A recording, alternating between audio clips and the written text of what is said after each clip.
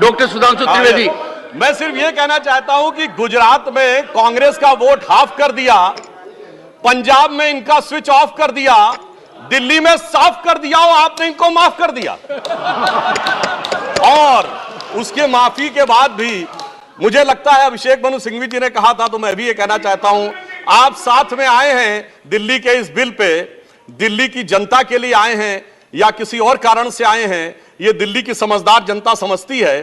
तो मैं भी एक पंक्ति कहना चाहूंगा कि शाम तक सुबह की नजरों से उतर जाते हैं, इतने समझौतों पे जीते हैं कि जमीर भी मर जाते हैं। अब यह एक संवैधानिक विषय है, संवैधानिक विषय है कि यह जिस प्रकार से संविधान में लागू होना चाहिए, परंतु उसके साथ राजनीतिक टीका टिप्पणी की जा रही है तो एक सैद्धांतिक विषय भी आता है। तो मैं संवैधानिक और सैद्धांतिक दोनों विषयों का जवाब दूंगा। I will reply both the constitutional and conceptual aspect. देखिए, माननीय गृह मंत्री जी ने लोकसभा में बहुत स्पष्ट किया था कि दिल्ली पूर्ण राज्य नहीं है, यह एक विशेष श्रेणी का यूनियन टेरिटरी है, यानी विशेष श्रेणी का संघ शासित राज्य है। वैसे मुझे लगता है संघ शब्द आते ही बेचैनी ज्यादा हो सकती है दूसरी तरफ, और संघ शासित से बेचैनी और हो सकती है, इसलिए मैं यूनियन टेरिटरी वर्ड प्रयोग करूंगा। It is a special category of union territory. और वैसे भी आजकल अंग्रेजी के प्रति मोह बहुत ज्यादा है, क्योंकि अपने गठबंधनों का भी नाम अंग्रेजी में ही ज्यादा रखा जा रहा है। संविधान में जो भाग 8 में उल्लिखित, वैसे तो जब मैंने टीवी चर्चा के दौरान कई बार विपक्ष के लोगों से INDIA का हिंदी फुल फॉर्म पूछा तो पहले दिन तो लोग गूगल देख के भी नहीं बता पाए। खैर, अब मैं कहना चाहता हूं कि संविधान के भाग 8 में उल्लिखित प्रावधानों के अनुसार, अरे सुनिए बात, देखिए संविधान के भाग 8 में उल्लिखित प्रावधानों के अनुसार अनुच्छेद 239 से 242 तक संविधान में इस विषय का पूर्ण वर्णन है। अनुच्छेद 239AA में इसका विशेष प्रावधान किया गया है। यदि उसके क्लॉज को 239AA3B को देखें तो संसद को दिल्ली संघ राज्य यूनियन टेरिटरी से संबंधित किसी भी विषय पर कानून बनाने का पूरा अधिकार है। इसमें किसी भी प्रकार का कोई संशय नहीं है। सर्वोच्च न्यायालय के जिस निर्णय का बार बार उल्लेख किया जाता है और हमारे विरोधी उसको अपने हिसाब से प्रयोग करते हैं, उसमें भी बहुत साफ देख लें कि 105 पेज के उस निर्णय में कहीं पर भी सर्वोच्च न्यायालय ने संसद के द्वारा दिल्ली के बारे में कानून बनाए जाने के विषय के ऊपर किसी प्रकार की कोई टिप्पणी नहीं की है। इसके बाद भी न्यायालय के आदेश में पैरा 161 और 162 को कई बार उल्लेख किया जाता है, परंतु यदि पूरे संदर्भ में देखें तो पैरा 86, 95 और पैरा 164F को पढ़ें तो वहां पर संसद के द्वारा दिल्ली के संदर्भ में किसी भी विषय के ऊपर कानून बनाने की शक्तियों का विधिवत अनुमोदन है, कहीं पर निगेशन नहीं है। और स्पष्टता के साथ इसकी आवश्यकता क्यों थी? ताकि शासकीय आदेश को एक विधायी शक्ति भी मिल सके, एग्जीक्यूटिव ऑर्डर को एक लेजिस्लेटिव पावर भी मिल सके। इसलिए उस अस्पष्टता को दूर करने के लिए, to remove any an iota of suspicion, यह आवश्यक था। इसलिए मैं इस बिल का समर्थन करता हूं। अब कई बार लोग कहते हैं साहब अध्यादेश की आवश्यकता क्यों थी? वैसे तो माननीय गृह मंत्री जी ने भी इस विषय को लोकसभा में बताया था। अभिषेक मनु सिंघवी जी ने कहा कि 19 तारीख को अध्यादेश क्यों आया। शायद उन्हें ध्यान हो कि दिल्ली सरकार में जैसे ही चंद दिनों में ताकत मिली तो सबसे पहले किन फाइलों के बारे में, सतर्कता के साथ सतर्कता विभाग की फाइलों के बारे में कार्रवाई की गई। मीडिया में प्राप्त समाचारों के अनुसार सतर्कता सचिव ने यह रिपोर्ट किया कि रात 9 बजे मंत्री के द्वारा उनको कॉल किया गया, सुबह 3 बजे तक वह कार्रवाई चलती रही, 76 से अधिक फाइलें मंगाई गईं और उन्होंने उपराज्यपाल महोदय को यह आशंका भी व्यक्त की कि उसमें कई ऐसी फाइलें थीं जो कि गोपनीय थीं और उसके अनुसार उन फाइलों में किसी भी प्रकार की छेड़छाड़ भी संभव है।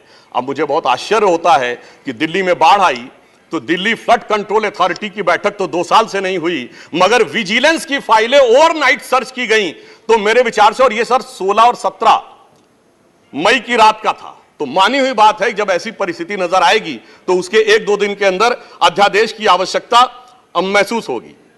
यहां मैं एक और बात भी कहना चाहता हूं कि ब्यूरोक्रेसी पर नियंत्रण की बात आम आदमी पार्टी की सरकार के द्वारा की जाती है, तो तो ये लोग तो अपनी एक पैरेलल ब्यूरोक्रेसी भी बना चुके हैं, क्योंकि अनेक प्रकार के समाचार पत्रों में आया है कि कई ऐसे लोग जो कि आम आदमी पार्टी के पदाधिकारी हैं, वो सरकारी पदों पर भी विद्यमान हैं और सरकारी पदों पर रहते हुए सरकारी शक्तियों का भी उपयोग कर रहे हैं। वैसे ये लोग बहुत दावा करते हैं कि उन्होंने बहुत सारी चीजें फ्री दिया, कुछ 100 रुपए दिल्ली की जनता को कुछ मामलों में फ्री मिला, और अपने लोगों को कई मौकों पे, कई जगहों पे, दर्जनों से ऐसे लोग हैं जिनको लाख लाख, 1.5 लाख की तनख्वाहें मिली। और यदि आरोपों को देखा जाए तो करोड़ों रुपए के घोटालों के आरोप हैं। एक कहावत होती है, माले मुफ्त दिले बेरहम। तो मैं कहना चाहूंगा इनकी तो स्थिति यह है कि माले मुफ्त दिले बेरहम, दिल्ली पे सितम और करोड़ों हजम। अब एक और बात जो ब्यूरोक्रेसी के नियंत्रण की बात है, तो मैं ध्यान दिलाना चाहता हूं, इस दिल्ली प्रदेश में एकमात्र ऐसा प्रकरण हुआ जो पूरे देश के इतिहास में बहुत विचित्र था कि दिल्ली के मुख्य सचिव ने दिल्ली के मुख्यमंत्री आवास के अंदर अपने साथ मैन हैंडलिंग का आरोप लगाया। मेरे विचार से पूरे भारत के इतिहास में ऐसा कोई उदाहरण नहीं होगा कि इस प्रकार की बात, इस प्रकार का आरोप लगा हो और वह भी मुख्यमंत्री की उपस्थिति में लगा हो। यह दर्शाता है कि ब्यूरोक्रेसी को नियंत्रण करने की जो छटपटाहट है, उसमें वास्तविकता में वो फितरत क्या है। और मैं एक टेक्निकल पॉइंट कहना चाहता हूं, दिल्ली का कोई स्टेट कैडर नहीं है, जैसे राज्यों का कैडर होता है, तो राज्य का मुख्यमंत्री उस कैडर को नियंत्रित करता है। जो आईएएस और आईपीएस अधिकारी होते हैं वो यूनियन टेरिटरी कैडर में आते हैं।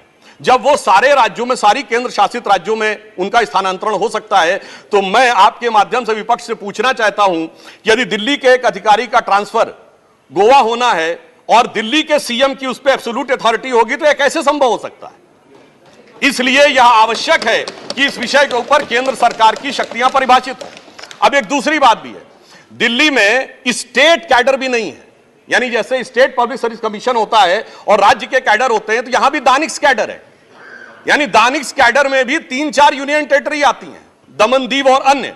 अब दानिश कैडर के एक अधिकारी की जरूरत यदि अंडमान में या दमन दीव में भी होगी और दिल्ली का मुख्यमंत्री यह तय करेगा, तो क्या यह संवैधानिक दृष्टि से उचित है। इसलिए मैं कहना चाहता हूं कि माननीय गृह मंत्री जी ने जो यह विषय रखा है वो पूरी तरीके से उचित है। अब दुरुपयोग की बात में मैं एक और बात कहना चाहता हूं, इनकी वास्तविक मंशा क्या थी।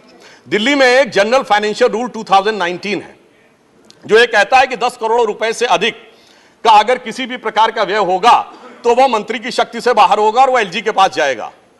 महोदय, इनके मुख्यमंत्री जी का जो मकान या वजीर आला का अजीमुशान महल बनाने के लिए जो बिल बने साहब, वो पूरे उसके एक साथ नहीं बने। 10 करोड़ से कम के 8.5, 8, 7.5, 9 करोड़ रुपए के डिफरेंट बिल बने। और एक मद ऐसा है जिसमें कि मुख्यमंत्री कार्यालय के कर्मचारियों के लिए, महोदय जानते कितने का बिल बना? 9.99 करोड़।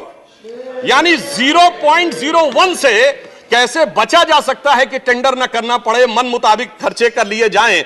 यह दर्शाता है कि नियमों के प्रति और ब्यूरोक्रेटिक नियमों के प्रति इनके मन में क्या आस्था है। और इतना ही नहीं, दिल्ली मेट्रो के लिए तो वृक्ष काटने की परमिशन वर्षों तक नहीं मिलती थी, मगर मुख्यमंत्री आवास के लिए वृक्ष काटने की परमिशन उनको मिल जाती थी। अब इसके साथ मैं एक और बात कहना चाहता हूं, एक नैतिकता, सैद्धांतिकता का सवाल उठाया जाता है।